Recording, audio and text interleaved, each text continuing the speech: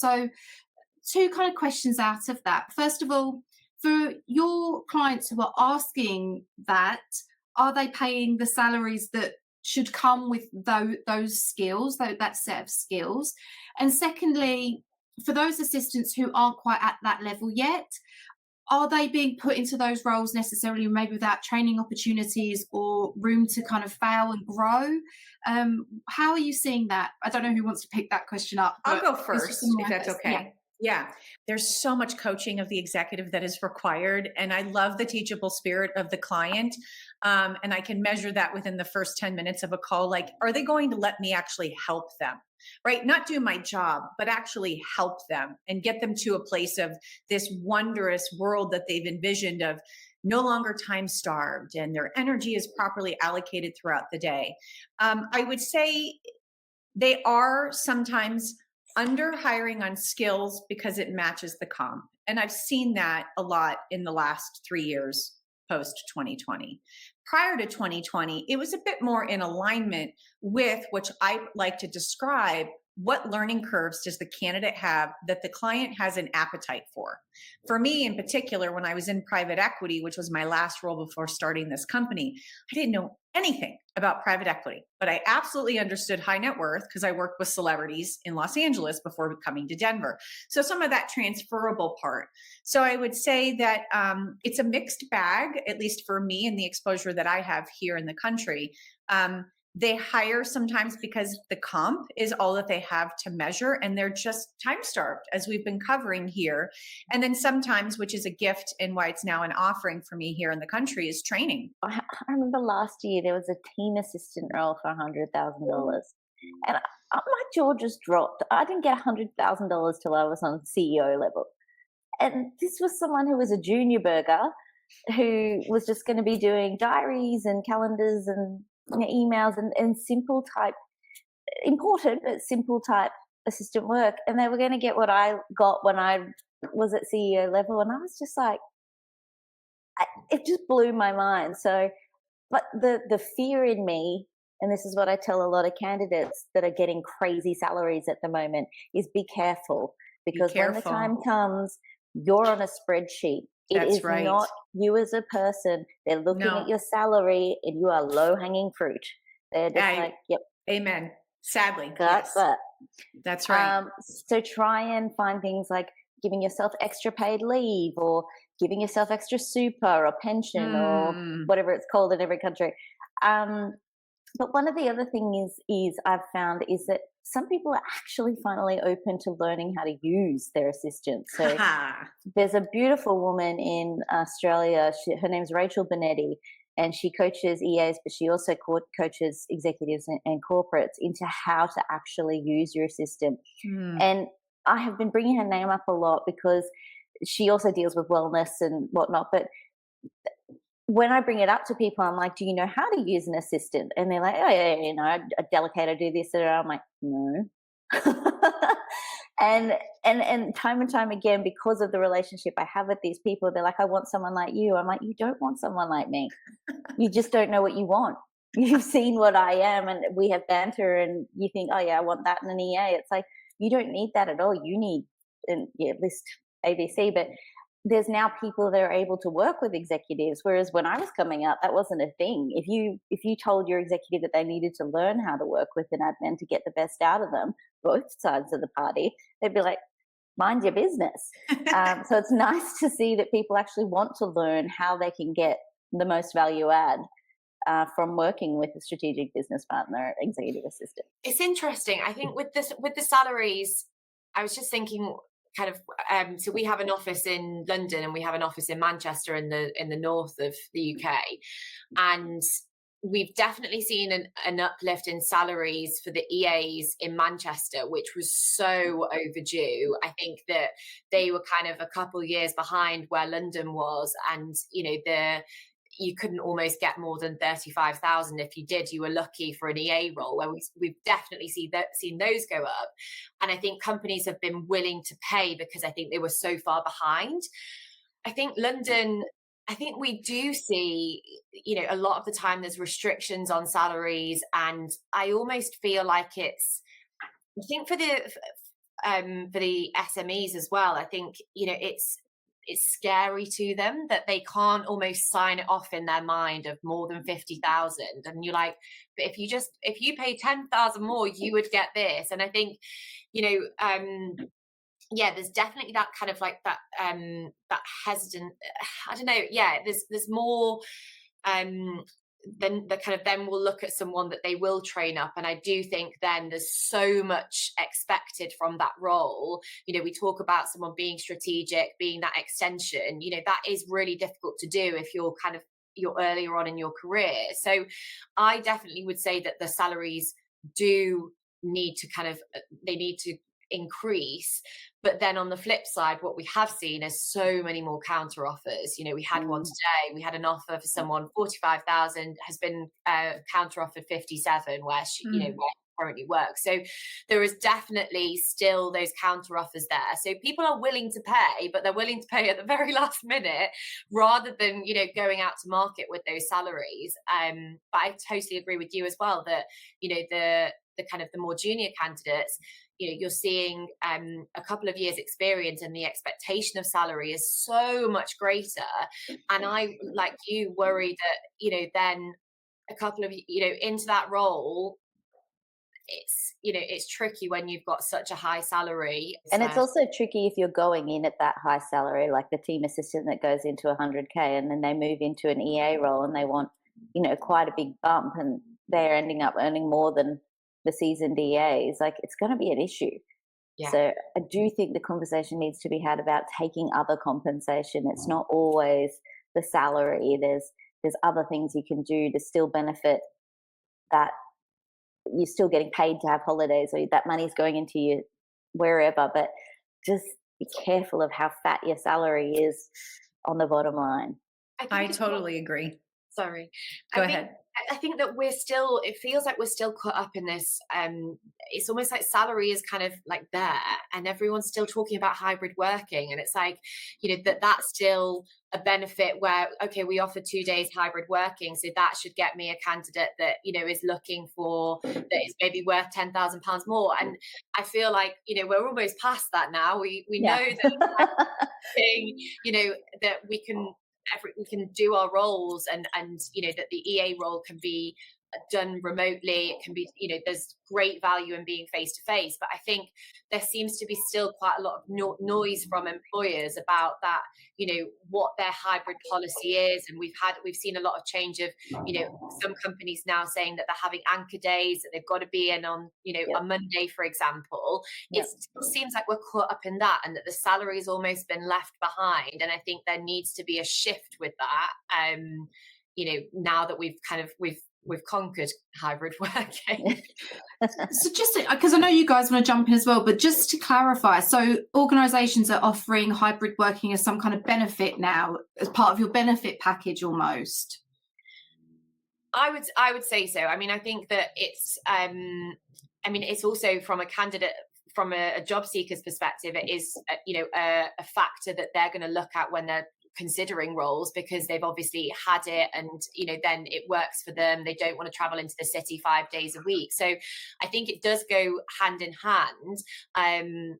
But there are still some companies that we work with where it's, you know, 5 days in the office, and those roles are very hard to fill. So that's still a thing over here. They want you in the office. We did hybrid and they want you back. Like, it's, as I say, if anyone does offer hybrid, it's not part of the salary that it's an incentive, but it is definitely an incentive. But I always say on our job board, executive assistant to hyphens, inverted brackets, hybrid. Make sure that is something in the title, because those ones get the clicks like nobody's business. This is so true. But in Australia, they've kind of snuck back into being, all right, come on, let's go. Reel everybody in. They still very much want people in the office. So, we're still struggling a bit with that. But there is still definitely enough companies, but we're still working on the, you know, hybrid works. Yeah.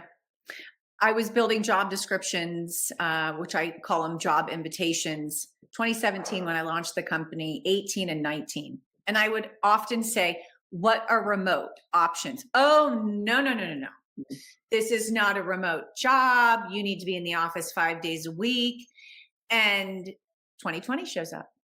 We're all given the gift of remote. Yeah. We all asked for it years and decades. Here it is on a silver platter.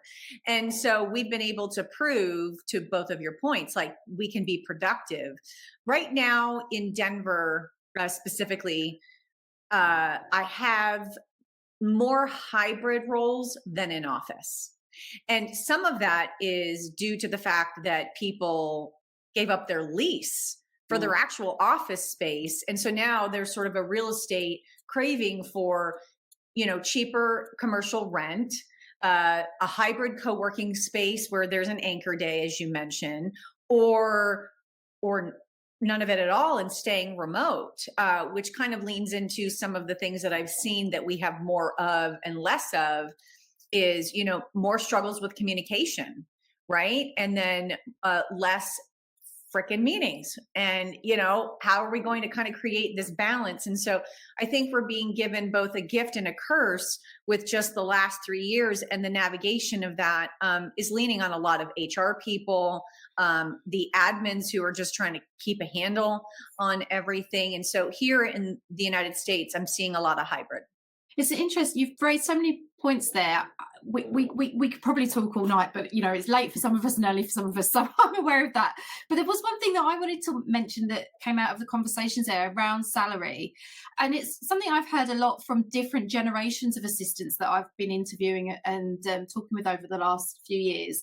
And the younger generation of assistants that are coming in seem much more comfortable to have those conversations around salary than certainly my generation. I think older generations, it was something that was tough.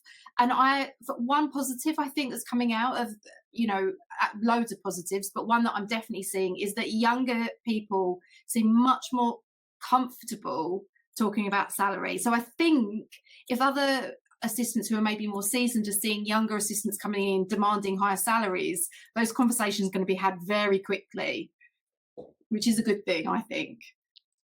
Yeah, I like it. I like that admins coming going, no, I know my worth.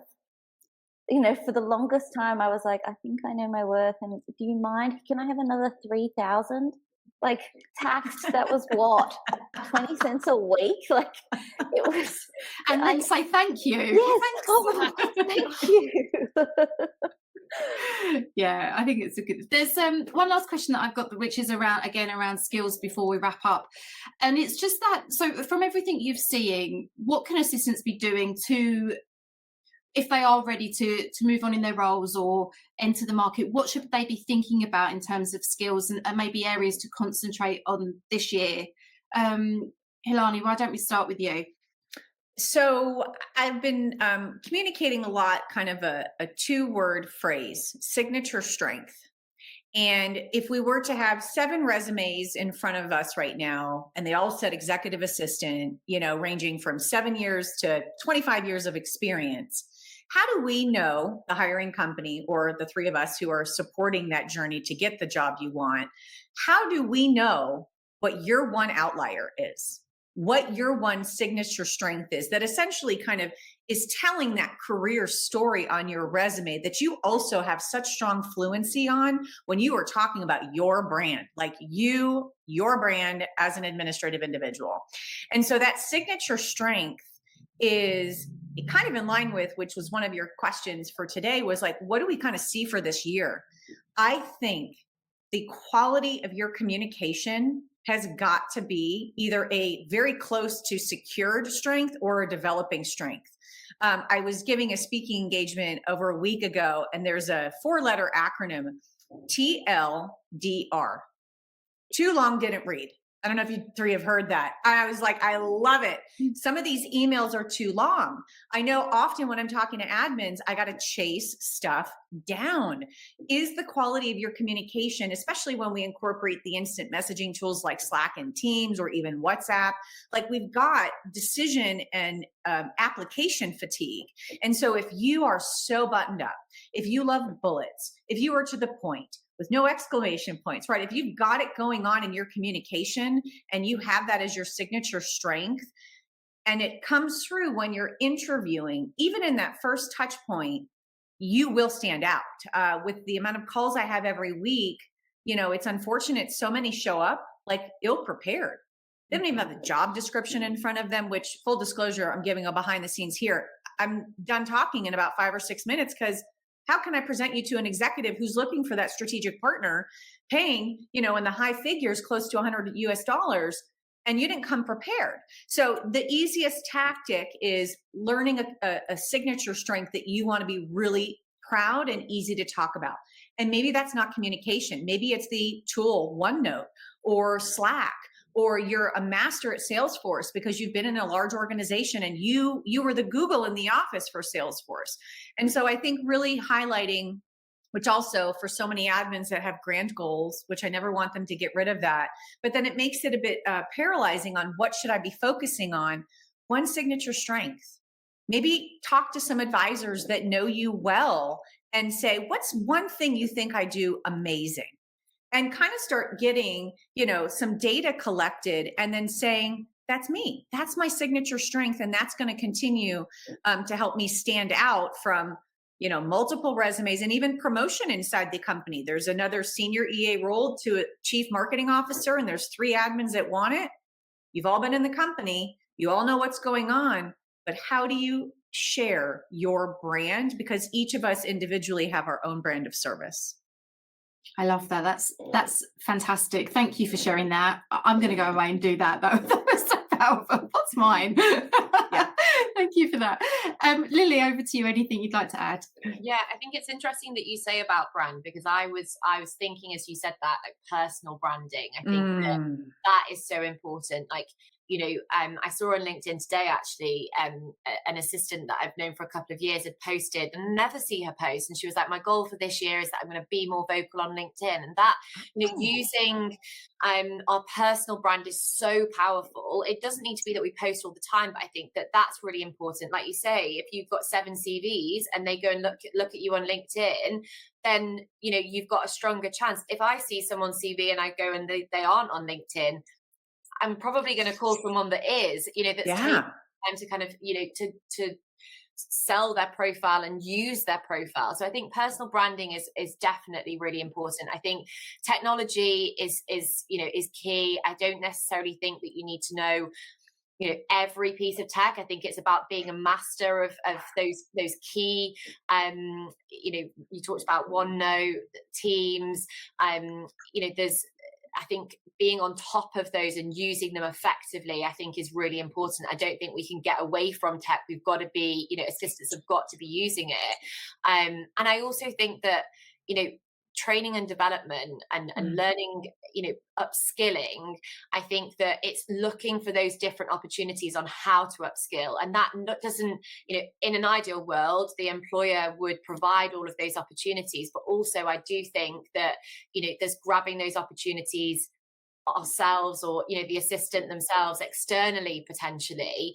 I think that we have to be on top of new trends and seeing what else is out there. And it doesn't need to be, the most expensive learning and development. It can literally be going to, seminars, or, there's so much out there now. Or practically perfect PA. I was just going to say that, Candice. We have to celebrate those that are here today, because they're already doing it. And to your point earlier, not to take over, but Candice was talking about something other than more cash, professional development money.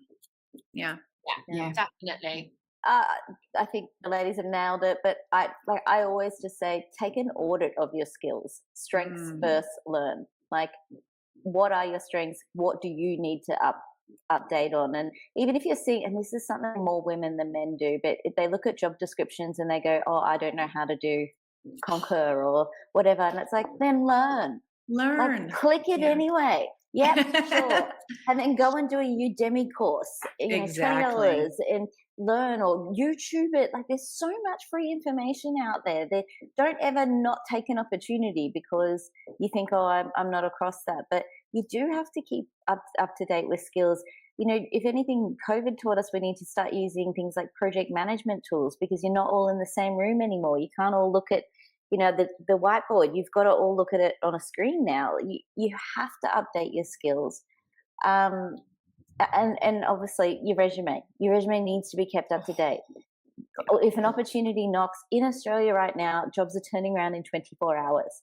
Like, because of our candidate short market, people are like swooping in and taking candidates, and you have to be ready. You have to be, and I don't mean just have a sample CV, like have your base one, but modify it to what each role needs to be. Don't just send the generalist one. That's rubbish. That's why you have LinkedIn. That's your generalist. It shows you as a person, but then, modify it to what the job requires. And I agree with growing your visibility, especially on LinkedIn. I think LinkedIn is such a powerful tool.